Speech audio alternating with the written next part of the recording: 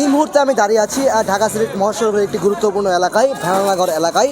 নারীর টানে বাড়ি ফিরাকে কেন্দ্র করে মূলত এখানে যানজটের সৃষ্টি হচ্ছে। এবং আরেকটি কারণ যদি আমি আপনাকে বলার চেষ্টা করি, তাহলে এই সড়কটিতে 6 লাইনের কাজ চলছে। এই কারণেই মূলত গাড়িগুলো ধীরগতিতে চলছে এবং যানজটের সৃষ্টি হচ্ছে। আমি যদি আপনাকে একটু দেখানোর চেষ্টা করি, ভেড়ানাগর এলাকায় দেখতেই পারবেন যে সিলেটমুখী এবং ঢাকামুখী যেই যানবাহনগুলো রয়েছে, এটি কারণে এখানে স্টপেজ দেয় এবং মানুষকে নামায় এবং উঠায়। এই কারণেই মূলত এখানে জ্যামের সৃষ্টি হচ্ছে।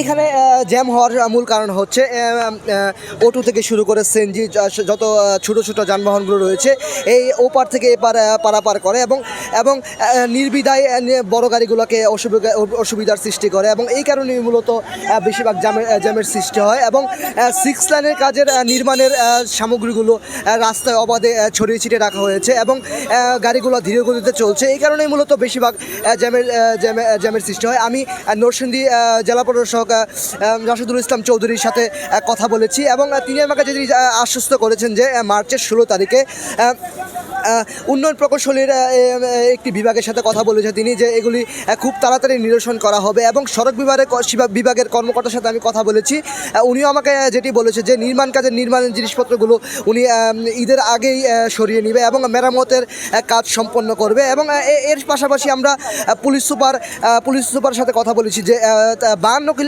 ঢাকা সিলেট মহাসড়কের 52 কিলোমিটার এলাকায় জুড়ে আইনশৃঙ্খলা বাহিনীর টহল কাজ রয়েছে এবং বেশ কিছু জায়গায় আইনশৃঙ্খলা বাহিনীকে মোতায়েন করা হয়েছে। বিশেষ করে মাধবদী, পাঁচদোনা, সাহেবতাব এবং জেলখানা মোড় এবং অন্যদিকে ইটাখলা মোড়ও আইনশৃঙ্খলা বাহিনীর প্রকোপ দেখা যাচ্ছে। এবং আমি যদি বলতে যাই, ঈদকে ঘিরেই মূলত এখন বর্তমানে যানজট সৃষ্টি হচ্ছে এবং যানবাহনের সংখ্যা বৃদ্ধি পাওয়ার কারণেই মূলত এখানে যানজট সৃষ্টি হচ্ছে। এই ছিল আমার কাছে নরসিংদী থেকে সর্বশেষ। আমিনুর রহমান সাদি, মুভি বাংলা টেলিভিশন।